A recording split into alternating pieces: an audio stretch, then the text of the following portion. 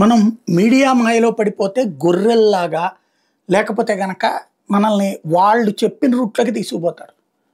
ఇప్పుడు నిన్న ఒక మహిళ కుప్పంలో అప్పు తీర్చలేదని చెప్పేసి భర్త పారిపోయాడు, ఈమె కూడా పారిపోయింది.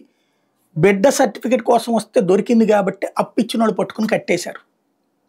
కట్టేసింది తప్పే, కొట్టింది తప్పే, బిడ్డ ఎదురుగుండా అన్యాయం చేయడం తప్పే.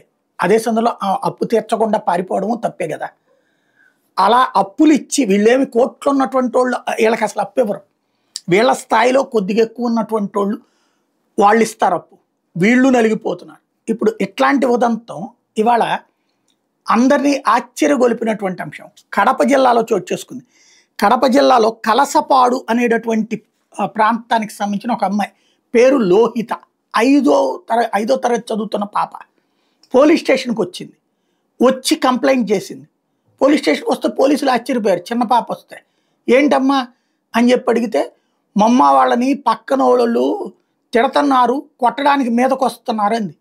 ఎందుకు అమ్మ అంటే 10,000 అప్పిచ్చారంట, మా అమ్మ వాళ్ళు అప్పిస్తే అప్పు అడిగితే కొట్టారు, కొట్టబోతున్నారు అని చెప్పుకొచ్చింది. పోలీసులు అనుకున్నారు తల్లిదండ్రులు ఈ అమ్మాయిని తీసుకొచ్చారేమో అనుకున్నారు. తీరా చూస్తే లేరు. తమ తల్లిదండ్రులు అవమానపడటం, అప్పు ఇచ్చి అవమానపడటం చూసి తట్టుకోలేని బిడ్డ వచ్చి పోలీస్ స్టేషన్లో కంప్లైంట్ చేసి పోలీసులు వెళ్ళారు, మాట్లాడారు, ఏదో డబ్బులు సెటిల్ చేసినట్టున్నారు. కానీ కోర్టులు ఏమంటాయి, సివిల్ సెటిల్మెంట్ చెయ్యొద్దు అంటే. ఈ అప్పులు ఎగ్గొట్టేటటువంటి పరిస్థితుల్లో ఏం చేయాలో తెలియనటువంటి పరిస్థితి వీళ్ళకు ఉంటుంది.